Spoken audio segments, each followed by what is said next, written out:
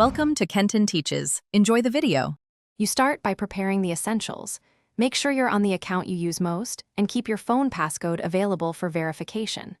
Once done, tap Profile, then the 3-line menu, and choose Settings and Privacy. This gets you straight to the controls. You do this now because bypassing menus saves time and avoids toggling wrong options later. Next, locate Digital Wellbeing. If you don't see it, search inside Settings. This step primes TikTok to accept the daily time change. You're in Digital Wellbeing. Now select Screen Time Management and tap Set a Screen Time Limit. Choose a concrete duration, use minutes or hours, so TikTok enforces it precisely.